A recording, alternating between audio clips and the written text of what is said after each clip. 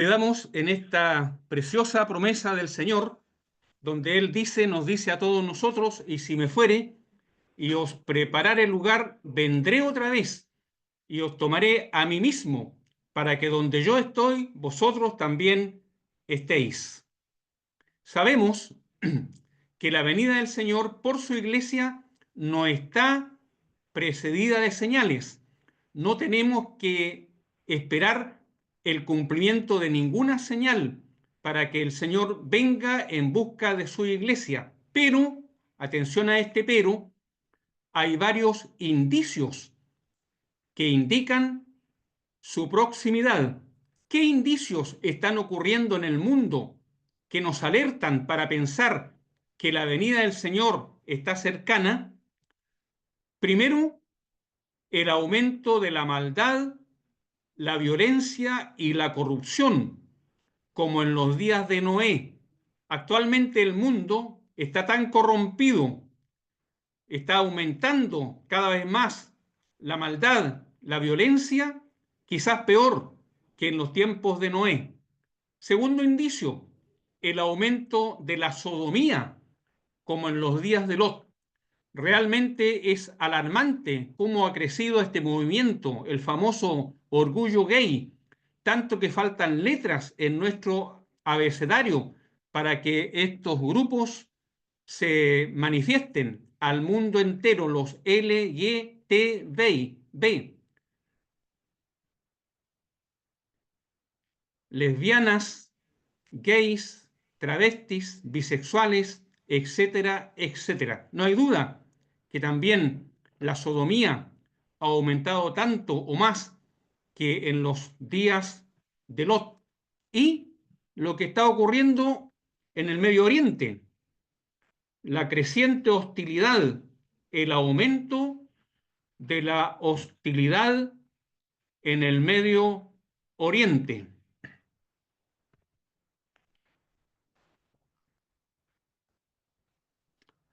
Actualmente Israel se encuentra luchando contra tres enemigos: contra los terroristas islámicos de Hamas al sur, en Gaza; contra los terroristas islámicos de Hezbolá al norte, en el Líbano; y lo que ocurrió recién, el 1 de octubre, el país de Irán.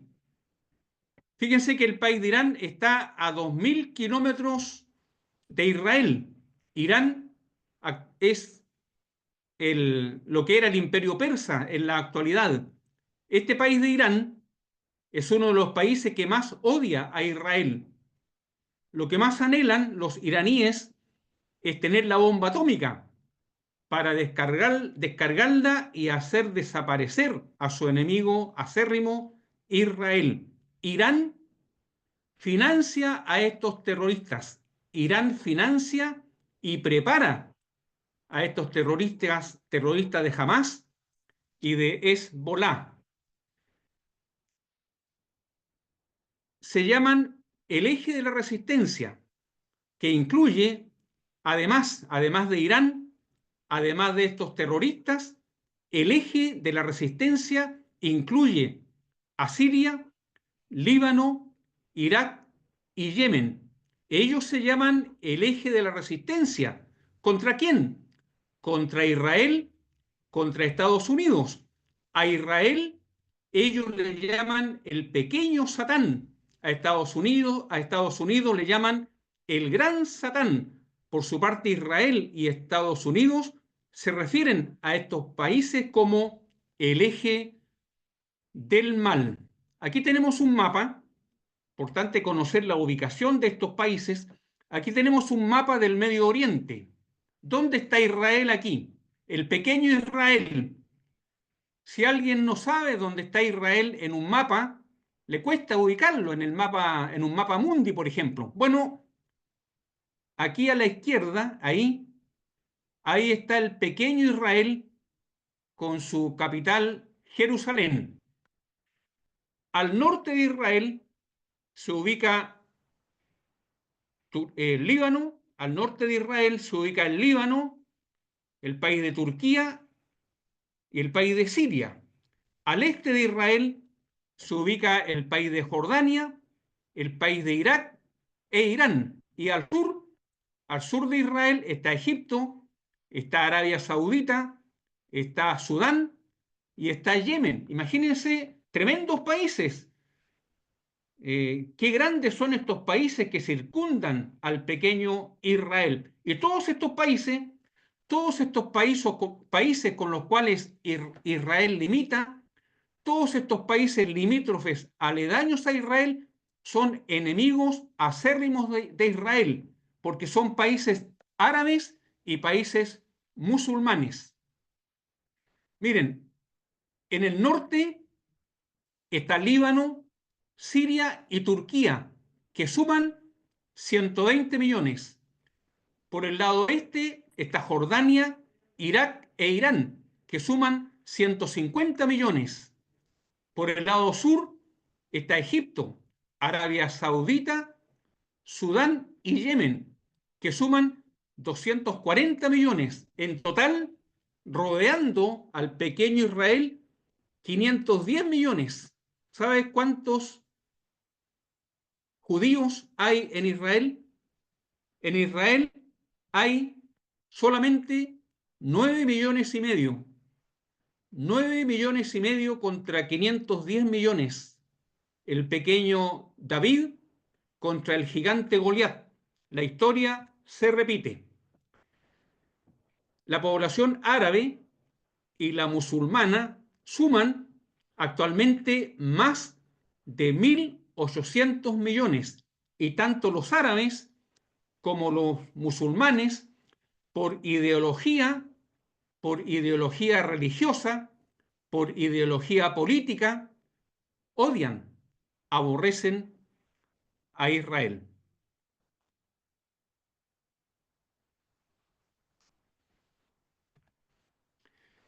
Ahora, ¿quién será el que pondrá término a este conflicto? Recordemos que el mes pasado, el 1 de octubre, Irán, sin ninguna razón, envió 200 misiles a Israel. Si no fuera porque Israel tiene un escudo protector, habrían causado un tremendo daño. Y el conflicto sigue contra los terroristas en el norte, contra los terroristas en el sur. Recordemos que los terroristas del sur en Gaza, Hamas, también atacaron al pequeño Israel sorpresivamente el año pasado, en octubre. Entraron como 1.200 milicianos en la noche, porque atacan de noche, mataron a 1.200 israelitas, la mayoría durmiendo en sus camas, con niños pequeños, mataron a los niños, a algunos los degollaron. 1.200 judíos muertos sin razón y tomaron 250 rehenes. Por eso Israel, queriendo exterminar a estos terroristas que le atacan sorpresivamente sin razón por el lado del sur y por el lado del norte, ha estado también atacando. Ya han muerto en Gaza más de 40.000 palestinos y también en el Líbano han muerto otros tantos. Según la Biblia, el que va a poner término a este conflicto será el anticristo, mediante la firma de un tratado de paz por 7 años.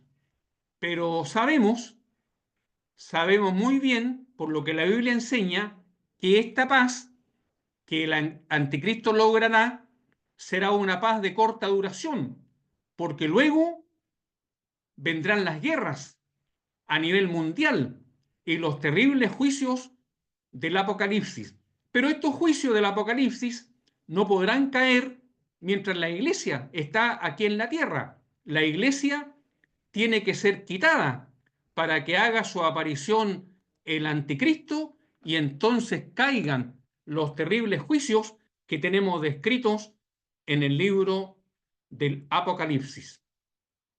Quitada la iglesia de este mundo, hace su aparición el anticristo. Leamos ese pasaje, algunos lo conocen muy bien, pero conviene recordar, repasar estas verdades que la palabra de Dios enseña en 2 Tesalonicenses, en el capítulo 2.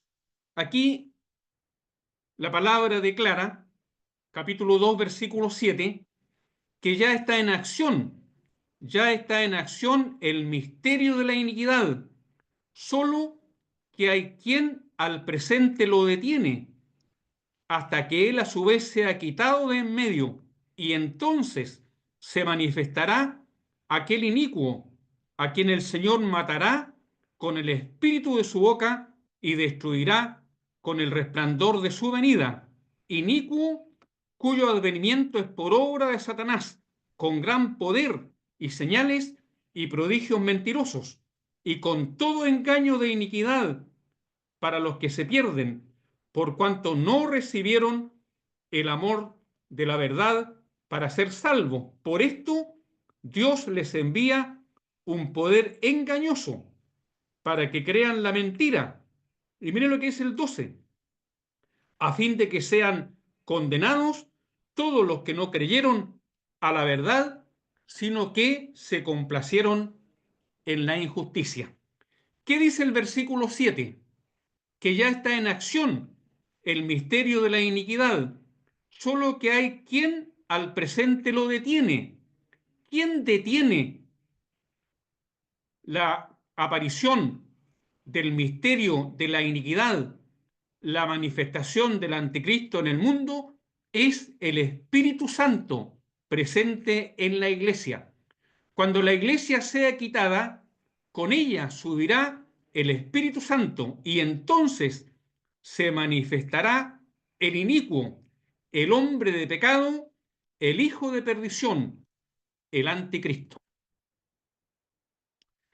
El periodo de juicio de la tribulación, una vez quitada la iglesia, se produce aquí en la tierra ese periodo de juicio que se llama la tribulación y que va a durar 7 años. Pero el periodo de juicio de la tribulación, que dura 7 años, que está formado por el principio de dolores y la gran tribulación, no comienza. La tribulación no comienza inmediatamente después del rapto de la iglesia. La tribulación comienza, atención a esto, lo vamos a ver más adelante en otras reuniones, la tribulación comienza con la firma del pacto que hace el anticristo con Israel. Con la firma del pacto comienzan los 7 años de la tribulación, que se dividen en 2 partes iguales, cada una de 3 años y medio. El principio de dolores, 3 años y medio, y la gran tribulación propiamente tal, 3 años y medio. Al final de la gran tribulación viene el Señor, glorioso, majestuoso, montado sobre un caballo blanco, y Él pondrá término a la batalla de Armagedón. Aquí tenemos un diagrama del libro del Apocalipsis, que nos sirve como ilustración para apreciar lo que estamos considerando. A la izquierda está la época actual de la iglesia. ¿Dónde estamos nosotros aquí? Nosotros estamos aquí al final. No hay ninguna duda de que estamos al final de la época de la iglesia. El Señor está pronto para venir. El Señor viene por su iglesia. El Señor saca a la iglesia de este mundo y la lleva al cielo. Estando la iglesia en el cielo, ocurre aquí en la tierra este periodo de juicio de la tribulación. Caerán los terribles juicios contenidos en los 7 sellos, en las 7 trompetas y en las 7 copas. Y al final de la gran tribulación, viene el Señor acompañado de su iglesia para establecer aquí en este mundo el reino milenial. Después del reino milenial viene el juicio del gran trono blanco. Y después del juicio del gran trono blanco, Dios va a crear un cielo nuevo y una tierra nueva, en los cuales morará la justicia por la eternidad.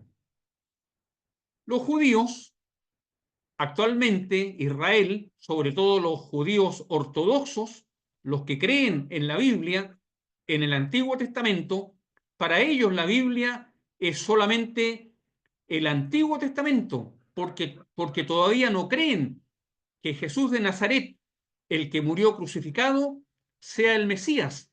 Entonces los judíos están ahora esperando al Mesías, al rey que viene para librarlos de estos tremendos y numerosos enemigos. Pero por haber rechazado al Señor, al verdadero Mesías, los judíos le van a dar la bienvenida al anticristo. Y este será el castigo que el Señor tiene preparado para ellos. Por eso dice en el versículo 11, si todavía tiene su Biblia abierta, en 2 Tesalonicenses capítulo 2, el versículo 11, dice que Dios a los judíos en este periodo les envía un poder engañoso. ¿Para que qué? ¿Para qué? Para que crean la mentira, a fin de que sean condenados todos los que no creyeron a la verdad, sino que se complacieron en la injusticia.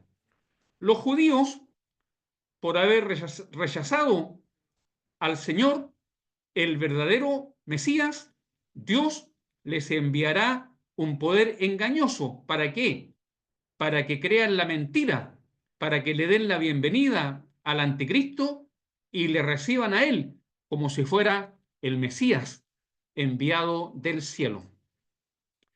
Por otro lado, esto también es de gran interés, por otro lado, los musulmanes, que actualmente son como 1.500 millones de personas en el mundo, es la religión de mayor crecimiento, el Islam. Los musulmanes, los que adoran a Alá, seguidores de Mahoma, ¿a quién están esperando?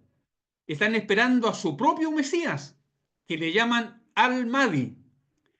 Al-Mahdi es el Mesías inventado por los musulmanes para no ser menos que los judíos. Este Mesías llamado Al-Mahdi no aparece en el Corán, es un invento de ellos, es un invento de esta religión, es algo falso. Bueno, los musulmanes ahora, así como los judíos, están esperando al Mesías, a su rey, a su Salvador, que les libre de estos enemigos. Los musulmanes, por otro lado, están esperando a su Mesías, llamado Al-Mahdi, que según ellos les librará de sus enemigos y les llevará a gobernar el mundo entero. Mientras que nosotros, los creyentes, estamos esperando al Señor Jesucristo, quien nos sacará de este mundo y nos llevará a la patria celestial. ¿Qué es mejor de estas tres posiciones? Los judíos que están esperando al Mesías y le van a darle la bienvenida al falso como castigo por haber rechazado al verdadero. O los musulmanes que están esperando a un Mesías que ellos, o a un Mesías imaginario llamado Al-Mahdi. No hay ninguna duda de que nosotros los creyentes somos los favorecidos, los privilegiados, porque sí, es verdad que el Señor Jesucristo viene y viene pronto, viene para buscar a su iglesia, a su amada esposa, por la cual murió en la cruz del Calvario, y el Señor nos sacará de este mundo y nos llevará a la patria celestial. Entonces, quitada la iglesia, aparece en el escenario el anticristo.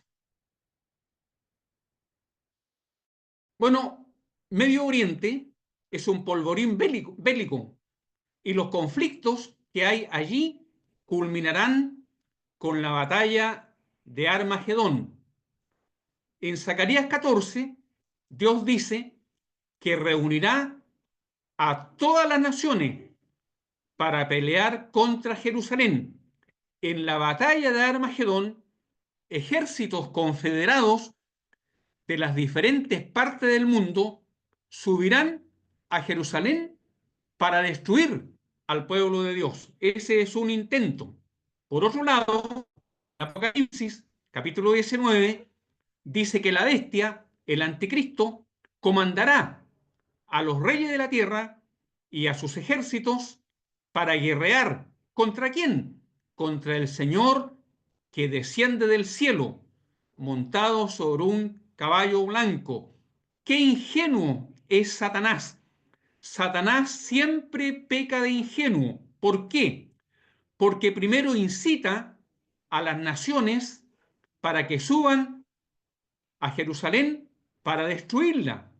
Pero es un engaño, porque lo que Satanás quiere es reunir a los ejércitos del mundo para que presenten batalla al Señor, al Rey de Reyes y Señor de Señores, que desciende de la patria celestial.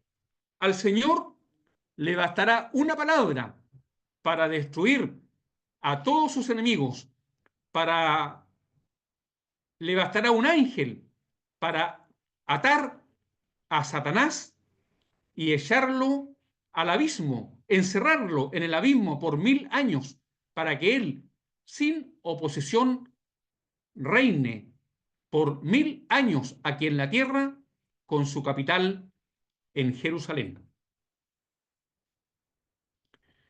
El Señor en Mateo 16 le dijo a los judíos: cuando anochece, decís buen tiempo, porque el cielo tiene arreboles, y por la mañana hoy habrá tempestad, porque tiene arreboles el cielo nublado.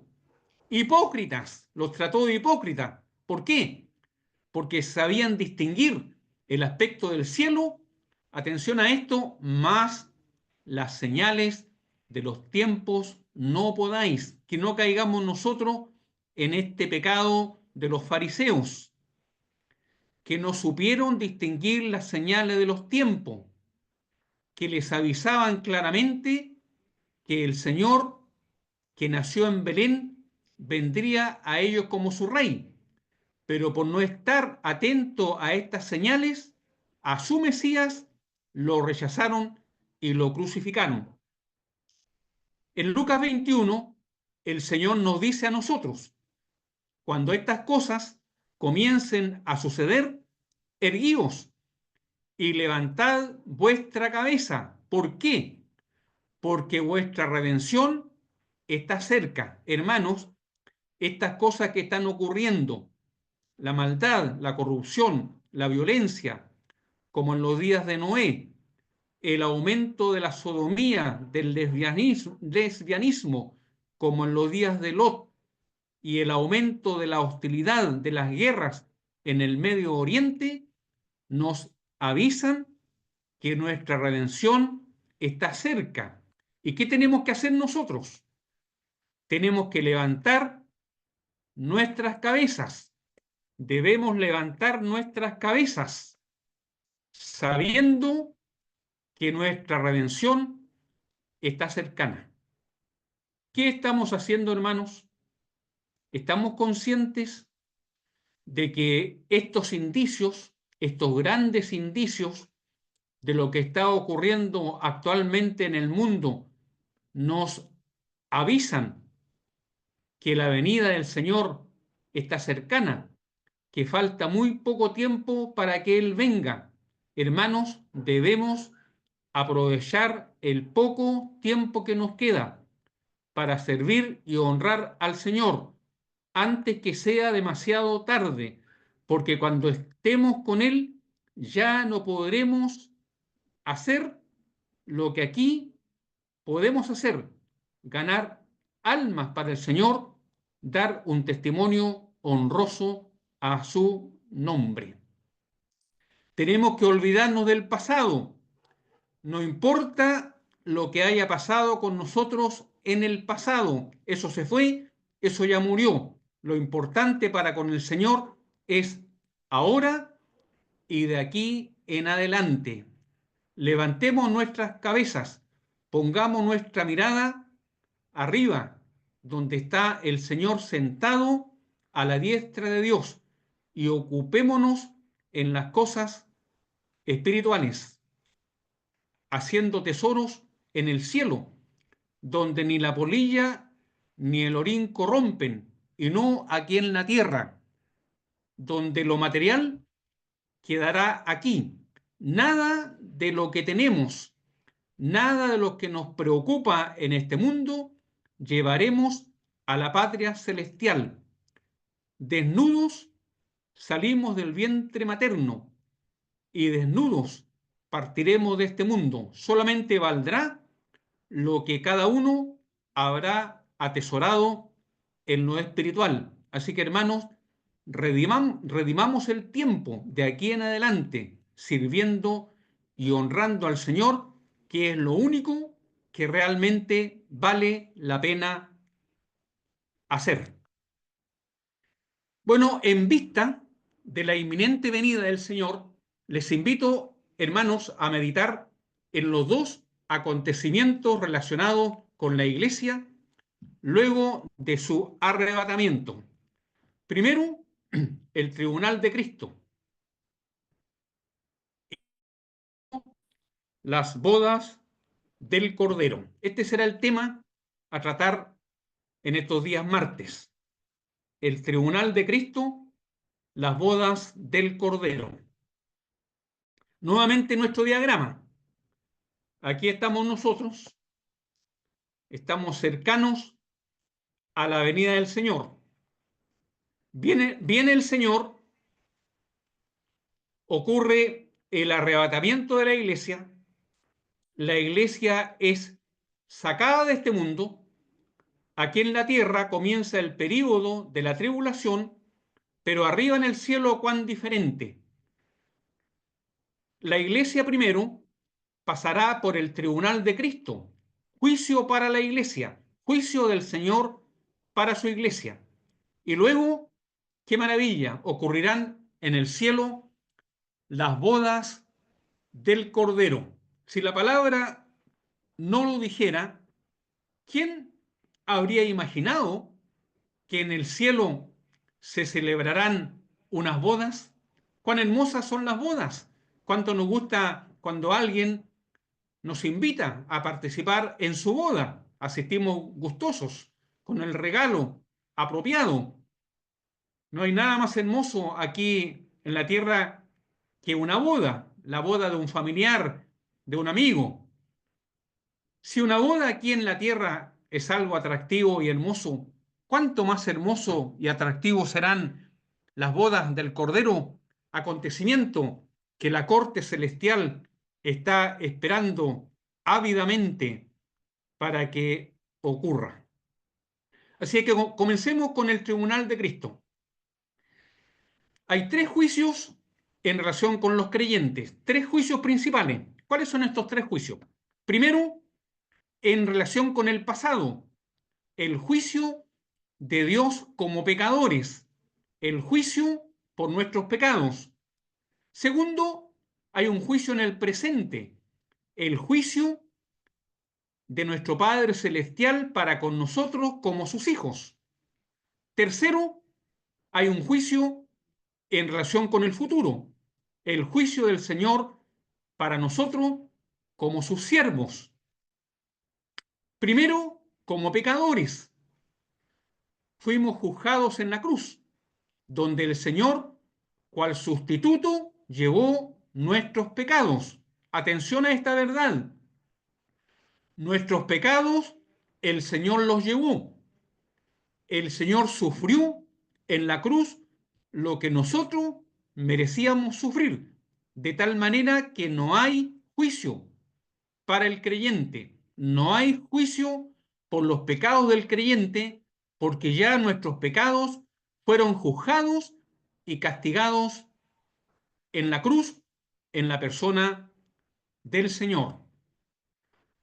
En el presente, como hijos, los creyentes somos juzgados por la disciplina de nuestro Padre Celestial. Nuestro Padre Celestial primero nos disciplina por su palabra. He ahí la necesidad de la enseñanza, del ministerio. He ahí la necesidad de leer cada día la palabra de Dios. Cuando el creyente no ajusta su vida a lo que la palabra dice, cuando el creyente no vive de acuerdo a la voluntad de Dios, entonces cuidado, porque podemos ser disciplinados por nuestro Padre Celestial. ¿Y qué puede ser la disciplina del Padre para un hijo desobediente? El Padre nos disciplina, por ejemplo, por medio de una enfermedad, por medio de la pérdida de un ser querido, por medio de un accidente, etcétera, etcétera. Además, puede ser, en el caso de un creyente, que viva una vida tan desobediente, una vida tan deshonrosa para el Señor, que Dios prefiere quitarlo de este mundo. Dios prefiere llevárselo. Dios lo castiga con la muerte, porque ese creyente, siendo creyente, es indigno de seguir viviendo aquí en la tierra, porque deshonra el nombre del Señor, pero es digno de ir al cielo porque el Señor pagó por sus pecados en la cruz. Y tercero, el juicio del Señor como siervos. Cada creyente es un siervo. ¿Desde cuándo el creyente es un siervo del Señor? Del mismo día en que nos convertimos a Él. Y como siervos tendremos que dar cuenta al Señor.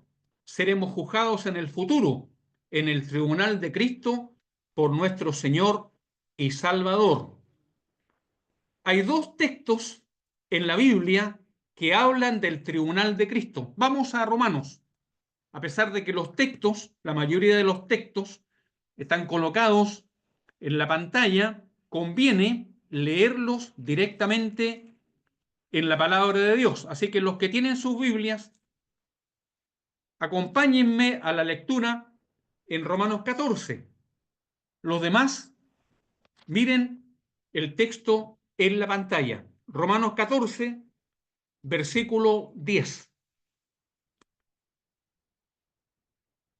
Dice la palabra de Dios: pero tú, ¿por qué juzgas a tu hermano? ¿O tú también, por qué menosprecias a tu hermano? Porque todos compareceremos ante el tribunal de Cristo. Porque escrito está: vivo yo, dice el Señor, que ante mí se doblará toda rodilla y toda lengua confesará a Dios. De manera que cada uno de nosotros, atención a esto, cada uno de nosotros dará a Dios cuenta de sí. Notemos que dice el texto: cada uno de nosotros dará a Dios cuenta de sí. ¿Quién estará sentado en el tribunal como juez? El Señor Jesucristo. De modo que aquí la palabra de Dios en forma indirecta nos enseña que el Señor Jesucristo es Dios, porque en el tribunal de Cristo estaremos dando cuenta a Dios. El segundo pasaje en 2 Corintios, avancemos más adelante a 2 Corintios, el capítulo 5, el versículo 10. 2 Corintios 5, 10. Dice la palabra de Dios: porque es necesario que todos nosotros comparezcamos ante el tribunal de Cristo. ¿Para qué? Para que cada uno reciba según lo que haya hecho mientras estaba en el cuerpo, sea bueno o sea malo. Todo creyente tendrá que dar cuenta al Señor por lo que hizo en su vida como creyente a partir del día de su conversión al Señor.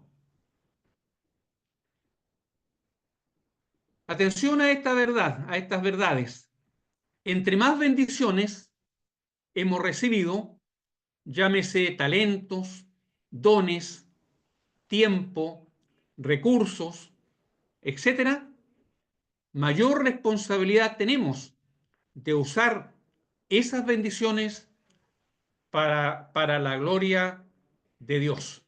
Todo creyente, por nacimiento físico, ha recibido de Dios por lo menos 2 talentos.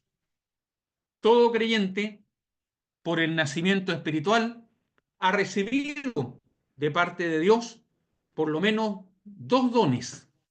Todo creyente tiene su tiempo, algunos más, algunos menos. Algunos viven hasta 50 años, otros hasta 70 y aún más, hasta 100 incluso. La vida se está alargando considerablemente. ¿Cuántos años tienes tú? ¿Los años que tienes como creyente los has aprovechado en el servicio del Señor? ¿Cuántos talentos te ha dado el Señor? ¿Cuántos dones tienes? ¿Los estás usando para la obra del Señor? ¿De qué recursos el Señor te ha dado? Recursos materiales, trabajo, dinero, etcétera, etcétera. Bueno, cuidado porque mientras más bendiciones hemos recibido de parte del Señor, tenemos mayores responsabilidades de usar esas bendiciones, no tanto para nosotros, sino para la gloria de Dios. La palabra clave en estos 2 pasajes es tribunal, que en el griego es bema, una palabra muy conocida en los tiempos apostólicos. El bema era un lugar elevado, como una tarima o una plataforma. En los juegos griegos, el estadio tenía un bema, una tarima, una plataforma, al centro del estadio, donde se sentaban las autoridades y los jueces de las competencias deportivas. Los ganadores, al final de las competencias, eran llamados a esta plataforma con el objeto de recibir su premio. El premio, en ese tiempo, el premio más codiciado por los competidores, era una corona tejida con hojas de laurel. Una corona tejida con hojas de laurel. Esto nos recuerda lo que ocurrió en Atenas, en las Olimpiadas de Atenas, el año 2004, donde Masú y González fueron premiados no solo con medallas de oro, sino que, en recuerdo de lo que se hacía en Atenas, fueron coronados, pero con coronas tejidas con hojas de laurel. Ahí está, ¿se acuerdan? Ese espectáculo que hizo famoso a nuestro país.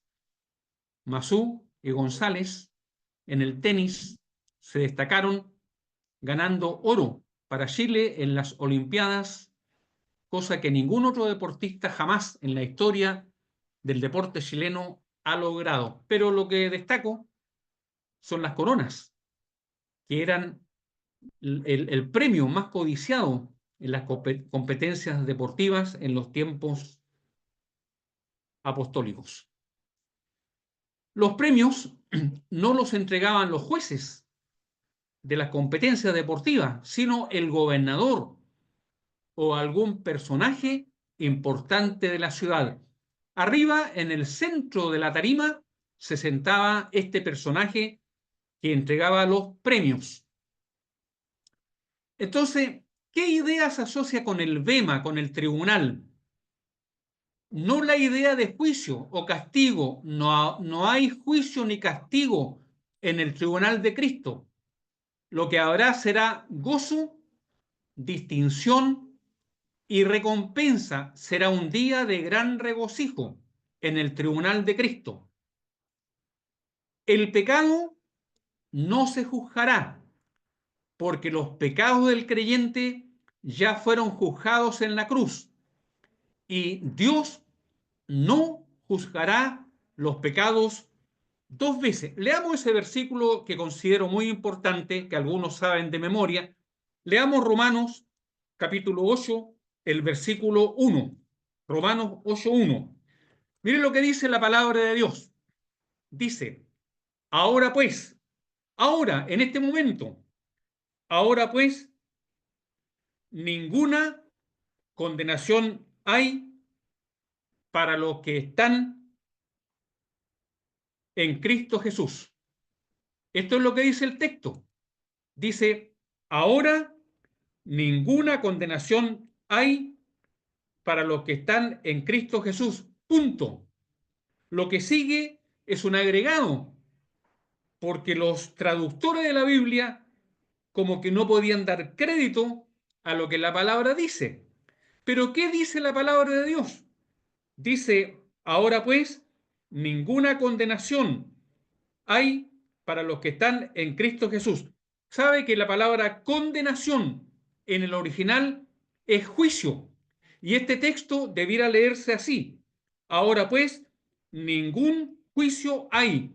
Ningún juicio hay para los que están en Cristo Jesús.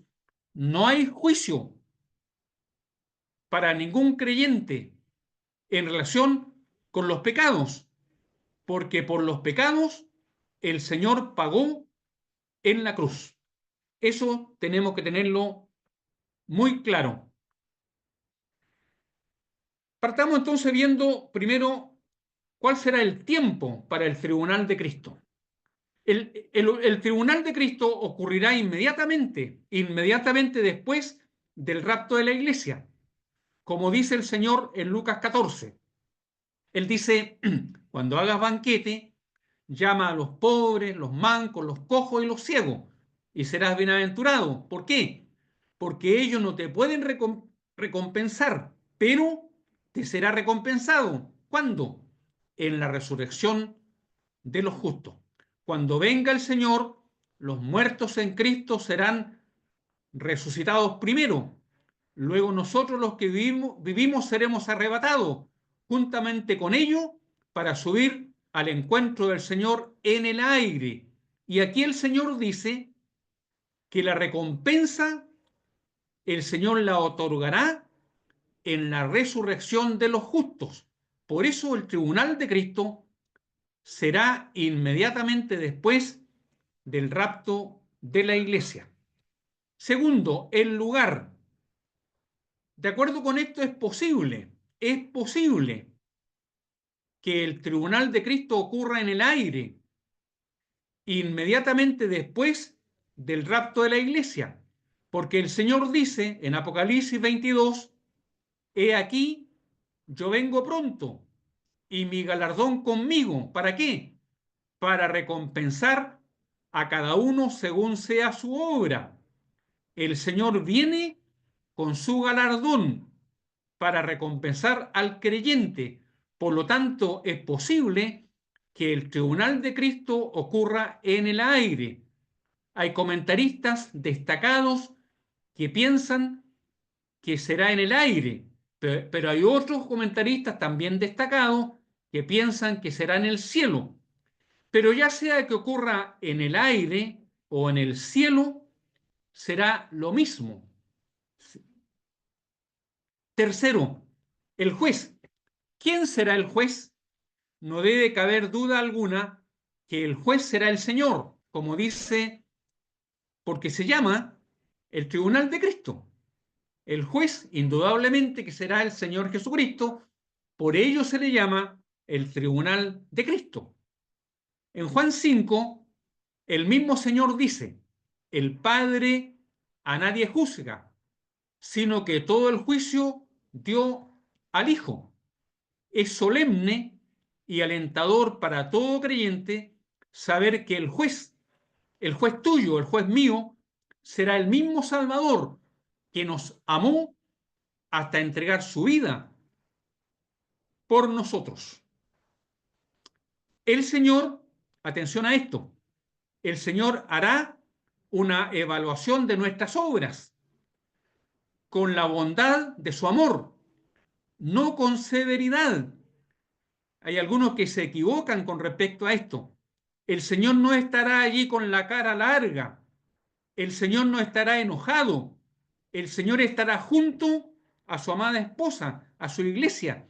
estará juzgando las obras de cada creyente y lo hará con bondad, no con enojo.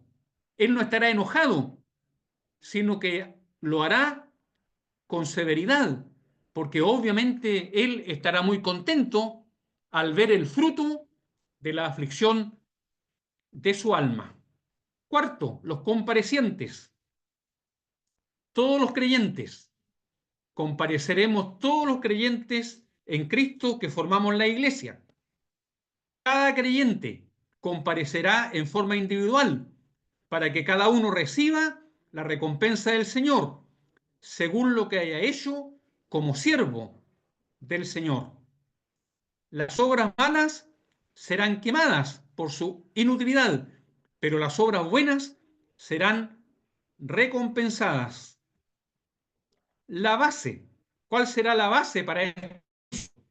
Nuevamente, no se tratará el asunto del pecado, porque el pecado ya fue juzgado en la cruz y cada uno se presentará ante el Señor con un cuerpo transformado y glorificado.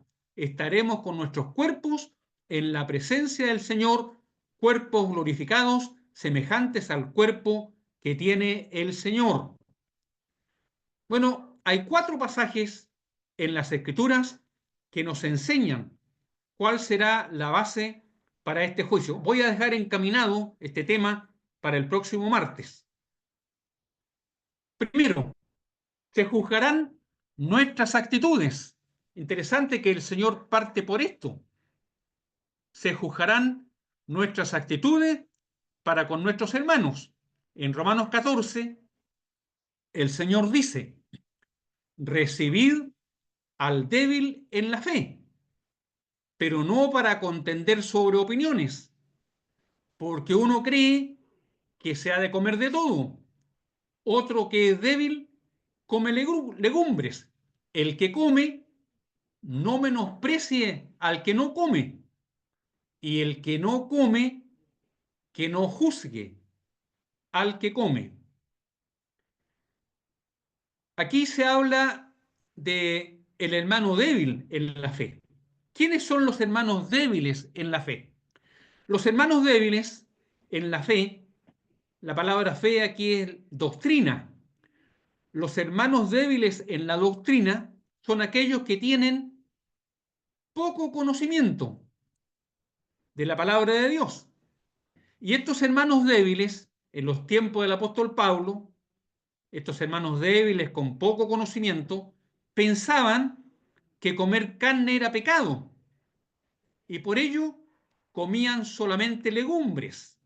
Entonces juzgaban a los que comían.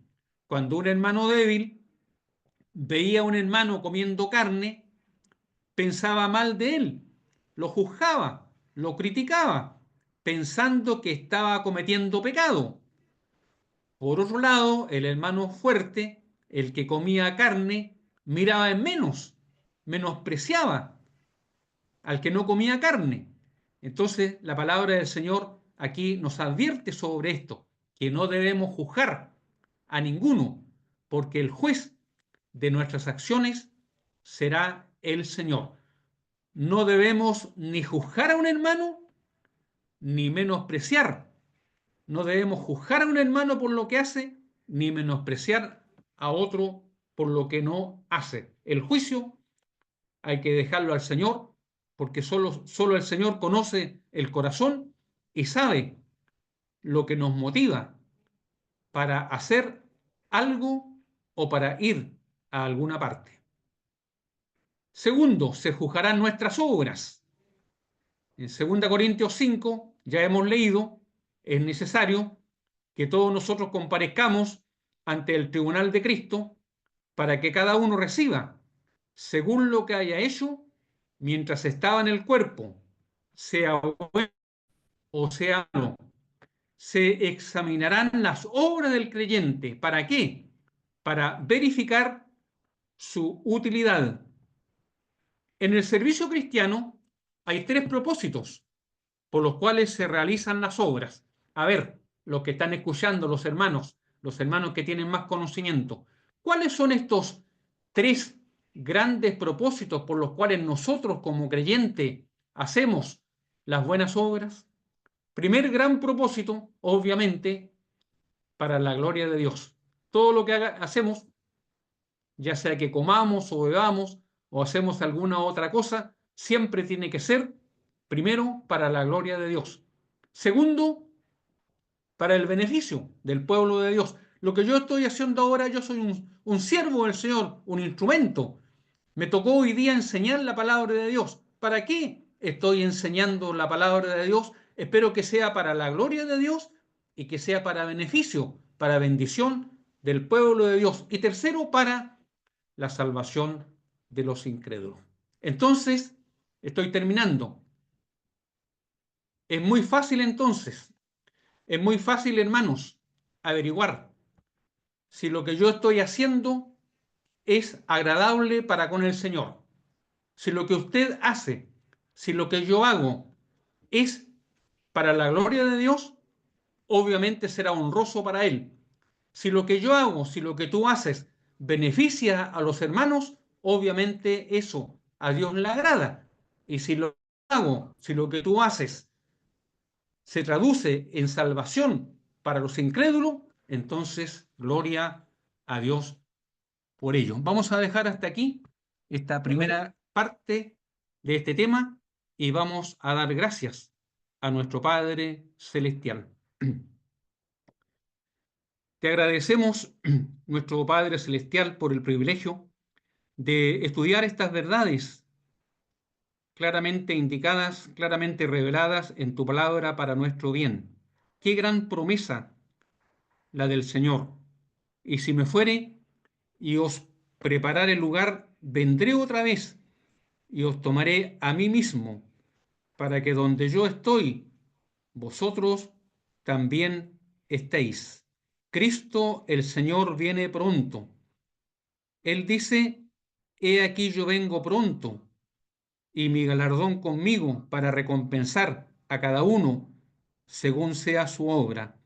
Él dice, ciertamente vengo en breve, y nosotros decimos que falta solamente un poquito, y el que ha de venir vendrá y no tardará. Al oír estas verdades, todo creyente responde en su corazón con un fuerte amén. Sí, ven Señor Jesús. Y como cantamos en un himno, decimos nosotros, ojalá fuera hoy que el Señor viniera, que nos sacara de este mundo, que nos llevara a la patria celestial para estar con Él, para ser como Él, y esto para siempre. Esta es nuestra esperanza bienaventurada. Pero tenemos que tener cuidado, porque inmediatamente después del rapto de la iglesia tendremos que dar cuentas al Señor por nuestras obras, por nuestro servicio, por nuestra fidelidad para con Él en el tribunal de Cristo. Que atendamos a estas verdades, a estas exhortaciones de tu palabra, para aprovechar el poco tiempo que nos queda antes que venga el Señor en un servicio más fiel y diligente. Te damos gracias, nuestro Padre Celestial, por el privilegio de estar juntos y compartir de tu buena palabra. Nos encomendamos a ti, a tu cuidado y bendición para el descanso de la noche, junto con aquellos que por alguna razón no se pudieron conectar en esta oportunidad, en el nombre de nuestro Señor y Salvador Jesucristo. Amén.